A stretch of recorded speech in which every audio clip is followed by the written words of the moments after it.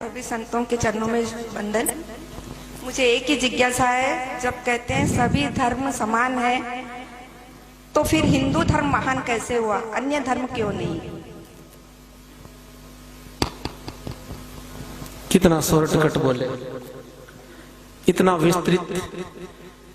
सनातन धर्म ही महान क्यों? दूसरे धर्म जो अपने आप को बहुत बड़े बड़े मानते हैं वो महान क्यों नहीं?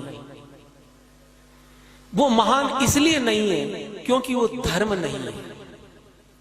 इस दुनिया में धर्म केवल एक ही है, उसका नाम है सनातन धर्म। बाकी के जो है वो धर्म नहीं है, वो पंथ भी नहीं है। पंथ तो केवल सनातन धर्म से जो निकले वो है, जैसे कि जैन है, बौद्ध है, सिख है, ये हमारे पंथ है, ये शाखाएं हैं। लेकिन जिनकी तरफ इशारा वो करना चाहते थे, मैं करूंगा, ईसाई और इस्लाम, ये महान क्यों नहीं? क्योंकि ये धर्म नहीं है। इस्लाम मजहब है। कुरान मजीद में कुरान शरीफ नहीं लिखा गया है, शरीफ तो आप बोलते हो। जब मैं कुछ वर्णन करूंगा तो पता चलेगा कितनी शराफत है वहां पर। उसका नाम है कुरान मजीद। उसमें कहीं पर भी इस्लाम धर्म नहीं, मजहब है। और ईसाई को रिलीजन बोला जाता, वो रिलीजन है, वो भी धर्म नहीं है। इस्लाम को मजहब बोला गया। मजहब का मतलब मजे लेने वाला हब। आप कहते हो ना कि ये एजुकेशन का हब, गोलगप्पे खाने का हब, तो ऐसे ही जहां केवल जिंदगी का मकसद मजा लेना, येन तेन प्रकारेण, तो मजहब, वो धर्म नहीं है। धर्म किसे कहते हैं? धर्म उसको कहते हैं धारयति यतो धर्म है। जो धारण करने के लायक होता है वो धर्म कहलाता है, और जो धारण करने के लायक नहीं होता उसको धर्म नहीं कह सकते। कई बातें ऐसी होती जो मानने के लायक नहीं होती, हर बात मानने जैसी थोड़ी होती। तो दुनिया की हर चीज धारण करने योग्य नहीं होती। बहुत सी बुराइयां होती है, उनको हम धारण नहीं कर सकते ना। हम अच्छाइयों को ही धारण कर सकते हैं ना। इसी तरह जो चीज मानने जैसी हो, जो धारण करने के लायक हो, वो धर्म कहलाती है। और जो धारण करने लायक नहीं होता फिर भी लोग उसको करते, वो अधर्म कहलाता है। इतना ही फर्क है। जो धारण करने योग्य नहीं है, किसी को परेशान करना, किसी को बिना कारण मारना, शराब पीना, जुआ खेलना, किसी का धन हरण करना, ये धारण करने लायक नहीं है ना, इसलिए ये अधर्म है। तो सनातन धर्म में जो कुछ भी है वो सब का सब धारण करने के लायक है। लेकिन ईसाई और इस्लाम में धारण करने के लायक मानने जैसा कुछ भी नहीं है। अब मैं बिल्कुल प्रामाणिक रूप से आपको कट टू कट मैं जो कुछ भी बोलूंगा, कुछ भी मनगढ़ंत नहीं बोलूंगा, जो शास्त्र में लिखा बिल्कुल वो बोलूंगा। सनातन धर्म ही महान क्यों, वो महान क्यों नहीं? सबसे पहला कारण, केवल मुख्य 7-8 कारण गिनाऊंगा, मेरे पास 1000 कारण है। केवल सनातन धर्म ही महान क्यों? मैं सनातन धर्म को मानता हूं इसलिए मेरे लिए महान है ना, उसके कारण। सबसे पहला कारण, सनातन धर्म की स्थापना साक्षात भगवान नारायण ने की, लेकिन ईसाई और इस्लाम की स्थापना कुछ मनुष्यों ने की। तो जो भगवान की बनाई हुई चीज है वो ज्यादा महान होती या मनुष्यों की बनाई हुई? नंबर 1 कारण। दूसरा कारण, केवल सनातन धर्म है जो ये मानता है ममई वांशो जीवलोके जीवभूत है सनातन है। केवल सनातन धर्म ही ये कहता है कि हर जीव, हर प्राणी में ईश्वर का निवास है। रामचरितमानस में उत्तरकांड में तुलसीदास जी ने ठीक गीता के इसी श्लोक को उद्धृत किया। ईश्वर अंश जीव अविनाशी, ईश्वर अंश जीव अविनाशी, चेतन अमल सहज सुख राशि, चेतन अमल सहज सुख राशि। भगवान कृष्ण गीता में क्या कहते हैं? ममय वांशो जीव लोके। आप थोड़ा ध्यान देना, इस दुनिया में जितने जीव हैं उनमें मेरा निवास है। भगवान कहते हैं सनातन धर्म में हर जीव में, कण कण में मैं समाया हुआ हूं। हर जीव में, हर ग्रंथ में आपको ये लिखा मिलेगा, हर प्राणी में ईश्वर का निवास है। आप ध्यान देना। लेकिन इस्लाम की कुरान मजीद और ईसाइयों की बाइबिल में कहीं पर भी ये लिखा हुआ नहीं है कि हर मनुष्य में भगवान है। कुरान में एक लाइन कोई मुझे निकाल के बता दे जहां ये लिखा हुआ हो कि हर इंसान में अल्लाह है। किस बाइबल में एक पंक्ति ऐसी नहीं है कि वहां लिखा हुआ हो कि हर मनुष्य में गॉड है। ना, वहां लिखा केवल हमारे में भी भगवान नहीं है। भगवान किसी में है ही नहीं, वो ऐसा मानते हैं। वो कहते हैं कि भगवान ने पूरी दुनिया बनाई, अल्लाह ने पूरी दुनिया बनाई, गॉड ने पूरी दुनिया बनाई, लेकिन पूरी दुनिया के अंदर हर जीव में वो रहते नहीं है। तो वो फिर कहाँ रहते हैं? बोले वो सातवें आसमान में रहते हैं, पता नहीं क्या करते हैं वहां बैठे बैठे। और सनातन धर्म कहता है कि भगवान हर प्राणी में, हर मनुष्य में निवास करते हैं, इसलिए सनातन धर्म महान है। तीसरा कारण, केवल हिंदू धर्म में, केवल सनातन धर्म के ग्रंथों में यह बात लिखी गई है, सर्वे भवन्तु सुखिनः, सर्वे सन्तु निरामया, सर्वे भद्राणि पश्यन्तु मां कश्चित् दुःख भाग भवेत्। केवल सनातन धर्म कहता कि हर प्राणी सुखी हो, दुनिया का हर प्राणी सुखी हो। सर्वे भवन्तु सुखिनः, सर्वे सन्तु निरामया। केवल सनातन धर्म कहता वसुधैव कुटुंबकम, सारा संसार एक परिवार है, सब एक पिता की संतान। ध्यान देना शब्दों पर। वसुधैव कुटुंबकम, विश्व बंधुत्व, सर्वे भवन्तु सुखिनः, ये कौन कहता है? ये हम कहते हैं। लेकिन बाइबिल और कुरान क्या कहती है? ना, केवल हम सुखी होंगे और कोई नहीं हो सकता। केवल मुसलमान को और ईसाई को सुखी होने का अधिकार है और किसी को भी नहीं है। वसुधैव कुटुंबकम और विश्व बंधुत्व को तो आप भूल ही जाओ। चलो विश्व बंधुत्व मत मानो, कोई बात नहीं, लेकिन वो कहते हैं कि केवल मुसलमान सुखी होगा, केवल मुसलमान ही जन्नत में जाएगा, और जितनी जातियां हैं दुनिया की सब नरक में जाएगी। और ऐसा ही ईसाई कहते हैं। बाइबिल और कुरान में केवल भाषा का फर्क है, वो इंग्लिश में है, ये अरबी में है। तो अब आप बताइए, चलो आप दूसरों को सुखी होने की कामना मत करो, लेकिन जीने तक का अधिकार नहीं है। हम तो कहते हैं कि सब जिंदा रहेंगे, सब सुखी रहेंगे, और वो कहते हैं कि क्योंकि तुम मुसलमान नहीं हो, तुम ईसाई नहीं हो, इसलिए तुम्हें जीने तक का अधिकार नहीं, सुखी रहना भाईचारा तो दूर की बात।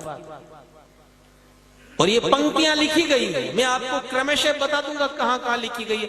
इसलिए सनातन धर्म महान है। दूसरी चीज, अगली चीज में आपको, हमारे यहां पर सनातन धर्म कहता परोपकार है पुण्याय पापाय परपीड़नम। फर्क देखिए, सनातन धर्म कहता परोपकार करना चाहिए, दूसरों का उपकार करना चाहिए। परहित सरिस धर्म नहीं भाई, पर पीड़ा सम नहीं अधमाई। दूसरे को पीड़ा देने के समान कोई पाप नहीं है, और दूसरे का उपकार करने के समान कोई पुण्य नहीं है। लेकिन वो इस दुनिया में, इस पृथ्वी पर सबसे ज्यादा परोपकार का काम अगर कोई करता है तो सनातन धर्मावलंबी ही करता है। आप लोग गौशालाएं खोलते हो, आप लोग मंदिर बनाते हो, इस दुनिया में सबसे ज्यादा भंडारे हिंदू लोग चलाते हैं, इस दुनिया में सबसे ज्यादा आई कैंप आप लगाते हैं, आप लोग अनाथ आश्रम खोलते हैं, स्कूलें खोलते हैं, और कभी ये नहीं पूछते कि तू किस जाति का है, मैं तेरी सेवा करूं कि नहीं करूं। लेकिन कभी आपने किसी मुसलमान को आई कैंप लगाते देखा, रक्तदान शिविर लगाते देखा? कभी आपने कोई धर्मशाला खोलते देखा? कभी कोई भंडारा लगाते देखा? क्योंकि वहां लिखा गया है, ये मैंने पढ़ा है, वहां परोपकार की कोई कल्पना ही नहीं है। वहां केवल एक ही कल्पना है, केवल मुसलमान का साथ देना। और जितने भी काफिर है, काफिर किसको कहते? काफिर यानी जो इस्लाम को नहीं मानते, जो कुरान को नहीं मानते वो सारी जातियां काफिर कहलाती है, चाहे कोई भी क्यों ना हो। तो उसमें स्पष्ट लिखा गया कि किसी काफिर की न तो मदद करना, न मदद करवाना, न किसी से दोस्ती करना, न अपने पास रहने देना, न उसको जिंदा छोड़ना। तो सनातन धर्म केवल परोपकार की बात करता, सेवा की बात करता, इसलिए सनातन धर्म महान है और दूसरा कोई महान नहीं है। अगला कारण, सनातन धर्म कहता है सब बराबर है, हर मनुष्य बराबर है। विद्या विनय संपन्ने ब्राह्मणे गवि हस्तिनी सुनी चैव स्वपाके च पंडिताः समदर्शिनः है। ये गीता में भगवान कृष्ण कहते हैं समदर्शी बनो, यानी सब के सब इस दुनिया में कोई ऊंच नीच है ही नहीं। हमको सबको समदर्शी रूप से देखना चाहिए। सीय राममय सब जग जानी, करो प्रणाम जोरी जुग पानी। इस टाइप की लाइन आप बाइबल और कुरान में दूरबीन लेके ढूंढोगे ना तो भी मिलने वाली नहीं है। वहां पर इस प्रकार की कोई अवधारणा नहीं है कि सब समान है ना। वहां लिखा गया है सूरा नंबर 3 की आयत नंबर 110। आप तो कहते हो सब बराबर, सब में सिय राम में सब जग जानी, लेकिन अब वहां क्या कहा गया है? कुरान मजीद की सूरा नंबर 3 की आयत नंबर यानी लाइन नंबर 110 में कहा गया है कि दुनिया में, हे मुसलमानों, दुनिया में जितनी कौमें हैं, जितनी जातियां हैं, उन समस्त जातियों में तुम सबसे श्रेष्ठ हो, तुम सबसे बेहतर हो, तुम्हारे जितना बढ़िया कोई नहीं है। तो फिर महान कहां से हो गए? और सनातन धर्म कहता नहीं, सीए राम में सब जग जानी, करो प्रणाम जोर जुग पानी। केवल सनातन धर्म महान है। इसके कितने कारण मैं बताऊं? अब अगली चीज मैं आपको बताता हूं।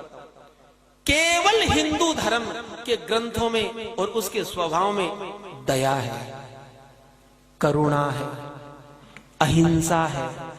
हमारे यहां क्या कहा जाता? अहिंसा परमो धर्म है, जियो और जीने दो। और ये दया, करुणा, अहिंसा, ये आप बाइबल और कुरान में ढूंढने जाओगे ना तो 1000 साल तक नहीं ढूंढ पाओगे। दया शब्द ही नहीं है कहीं। वहां पर लिखा गया है कि हे मोहम्मद, इस दुनिया में जितने भी मैंने पशु पक्षी बनाए हैं, नाम ले लेके गिनाया, और एक जगह नहीं, कई जगह गिनाया है। जितने भी जानवर, 4 पांव वाले जानवर जितने भी मैंने बनाए हैं, केवल तुम्हारे मार करके खा जाने के लिए ही बनाए हैं।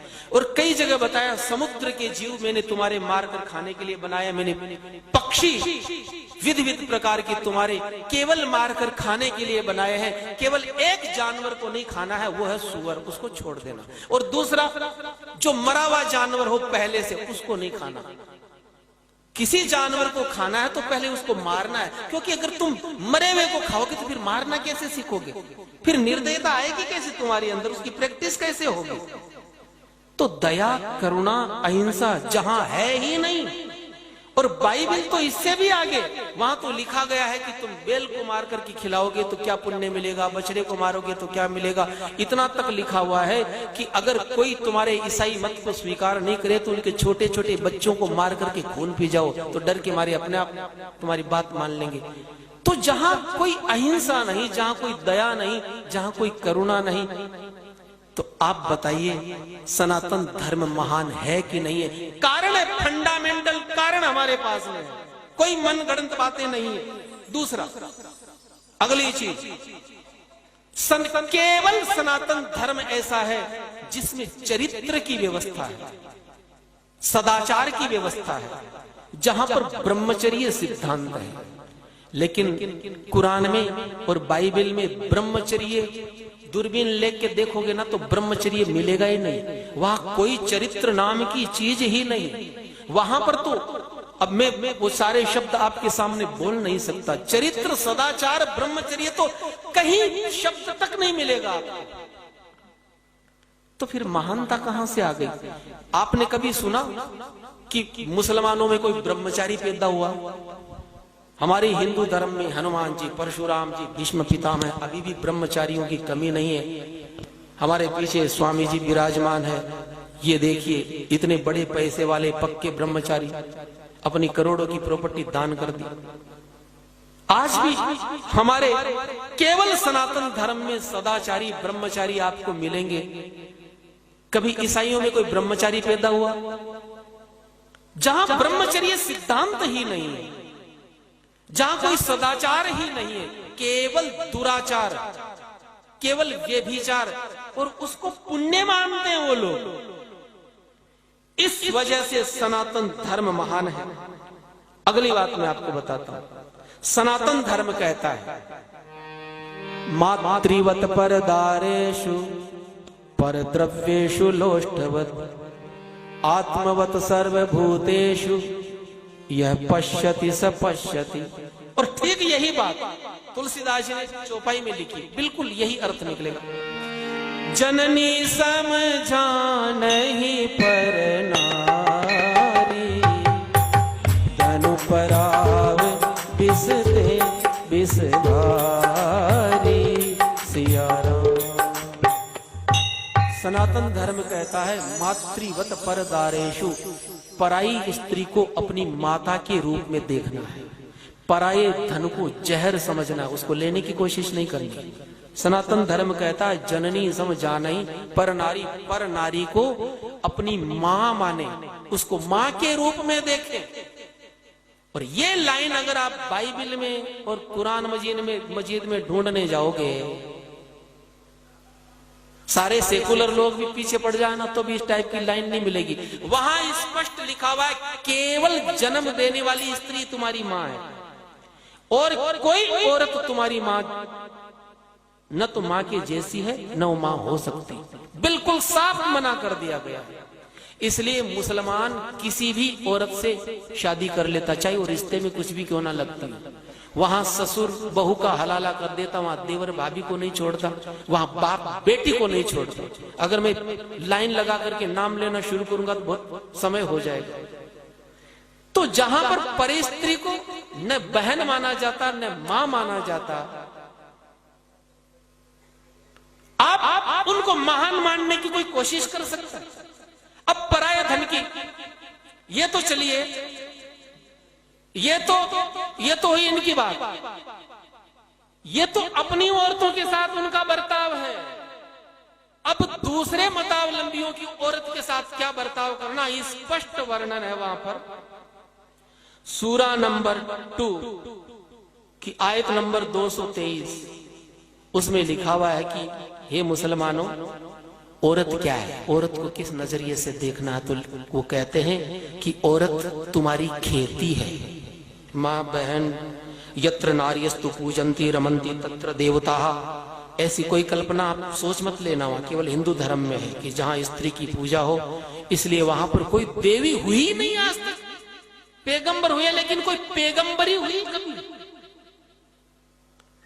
जब होने ही नहीं दिया किसी को।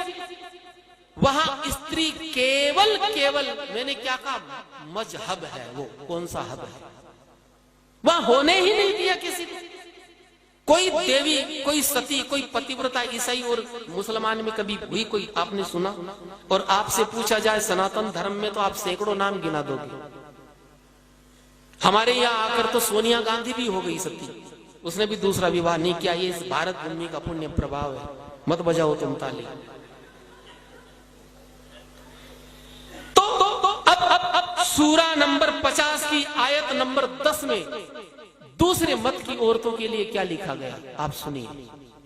वहां स्पष्ट लिखा गया है कि काफिर औरत की कभी इज्जत मत करो। अब ध्यान दीजिए, हमारे यहाँ पर तो आप देखिए शिवाजी महाराज के वहां किसी मुसलमान की लड़की को पकड़ के लाए, ऐसे सम्मान भिजवाया।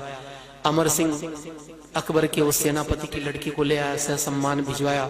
और यहाँ कुरान मजीद कितनी बढ़िया बात कहती है, सूरा नंबर 50 की आयत नंबर 10 में कि हे मोमिनो, काफिर औरतों की कभी इज्जत मत करना, क्योंकि वो इज्जत करने के लायक नहीं है। तो बोले काफिरों की जितनी स्त्रियां हैं, अब ये हदीस में लिखा गया कि जितनी भी औरतें गैर मजहब में मैंने बनाई है वो केवल तुम्हारे आनंद उठाने के लिए ही बनाई है। जब इस प्रकार की बातें पढ़ाई जाएगी मदरसों में और छोटे छोटे बच्चे पढ़ करके जब निकलेंगे तो रेपिस्ट नहीं बनेंगे तो क्या बनेंगे?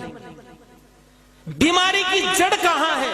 मैं कहता हूं 1000 साल पहले अगर कुरान मजीद को पढ़ लेते हमारे धर्म गुरु और हमें बता देते तो 1000 साल की गुलामी इस देश में होती ही नहीं, क्योंकि आप लोगों ने सबको अपने जैसा समझा।